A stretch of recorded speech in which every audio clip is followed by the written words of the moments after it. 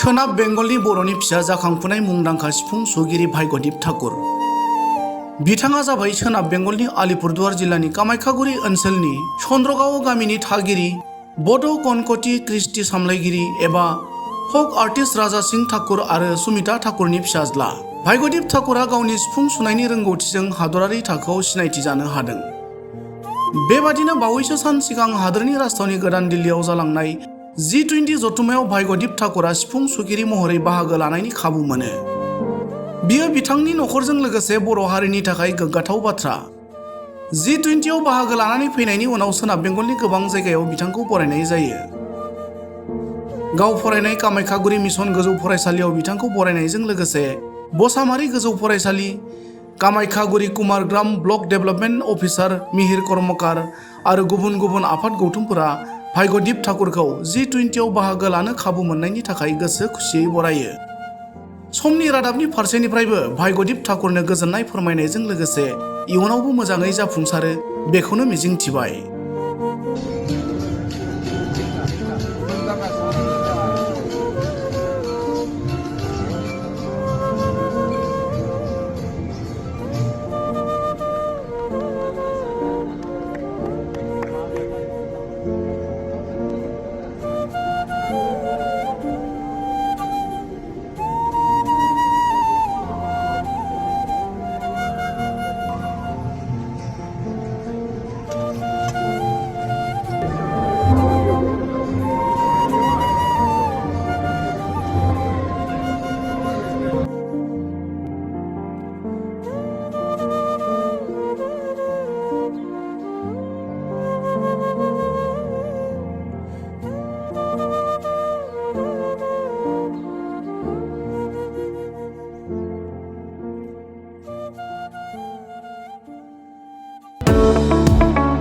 गोदोना सानाय, सिनस्रि सानाय, जरा जरा सानाय, हान्थु सानाय आरो खर' सानाय बायदि जेंनानि फाहामथायनि मिरु SI निउर' थेरापि।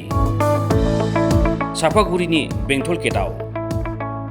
आथिं फारसे थांनानै थाफ्लि खावसेयाव सागाबाय थायो आरो मैया नाजाफैदोंमोन नालाय दा एसे मोजां दं आरो।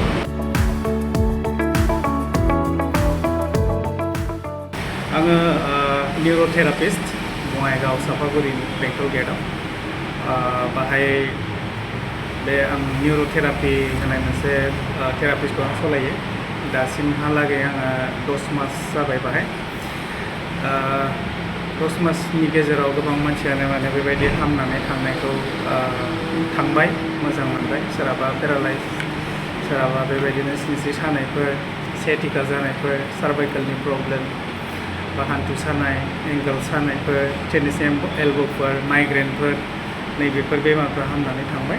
सिनस्रियाव सानाय जादों आरो बेनो आथिं फारसे थांनानै थाफ्लि खावसेयाव सागाबाय थायो आरो मैया नाजाफैदोंमोन नालाय दा एसे मोजां दं आरो दोनथ'ला माइनो फ्रि। दा मोजां मोनबाय आरोना? आं सिनस्रि सानाय जादोंमोन फार्स्टआव, सिनस्रि सानाय जानानै थाबायनो हायि जादोंमोन। 1 सप्तायानो जाबायमोन। खामानि जादोंमोन, दा बेयाव फैनानै माने थाबायनो हाबाय। दा मोजां मोनबाय, आङो मोजां थाबायनो हाबाय।